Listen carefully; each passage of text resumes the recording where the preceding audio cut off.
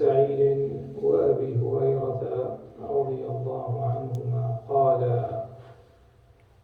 رسول الله صلى الله عليه وسلم لقنوا موتاكم لا إله إلا الله رواه مسلم. So Abu Sa'id and Abu Hurairah radiallahu anhuma said, the Prophet alayhi salatu wasalam said, feed your dying people la ilaha illallah, meaning.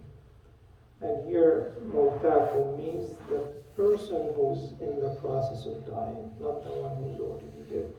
Because if you're trying to recite la ilaha illallah for him to say it back, if he's dead, wouldn't work, right? So what that means that if a dying person, you should recite la ilaha illallah for him till he says it. And you don't tell him say la ilaha illallah, qul la ilaha illallah, or qul la ilaha illallah. You just say la ilaha illallah. People around him say la ilaha illallah to remind him. When he says it, that's enough. For the Prophet ﷺ said, whoever dies and the last word of his life, la ilaha illallah, will enter paradise bi'idhnillah.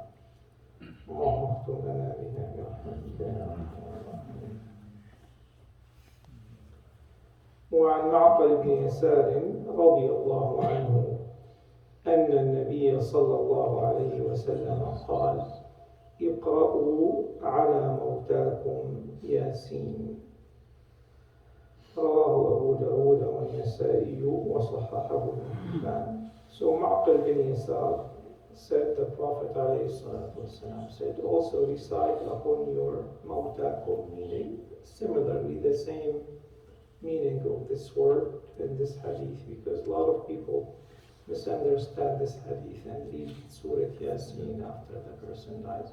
Mawtakum, just the same meaning in the first hadith, the person who's dying, because scholars said it facilitates the process of dying when the soul is departing the body, and Allah will bring the ease to that person as well. And some people discredit this hadith and they say it is not authentic, but some scholars made it authentic, so there is no point in argument. If someone doesn't want to say it, you don't argue with them. If the hadith was not made authentic by them.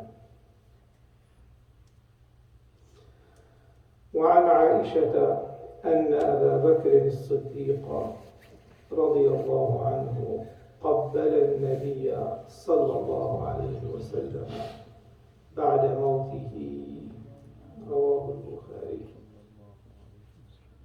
So Aisha radiallahu anha narrated that Abu Bakr radiallahu anhu kissed the Prophet alayhi salatu wasalam on his forehead after he died. Because as you know, the Prophet alayhi salatu wasalam was attending the Prophet alayhi salatu wasalam.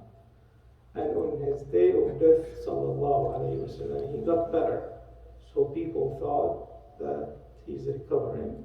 So Abu Bakr left down for his needs to run some errands. And then the Prophet ﷺ died on that day. So Abu Bakr, when he came back and saw him, he kissed his forehead. And the rest of the story. But this is an indication that it is allowable to give the dead person a kiss, and that's something normally would ease up the pains of the family and with the loss of their loved one.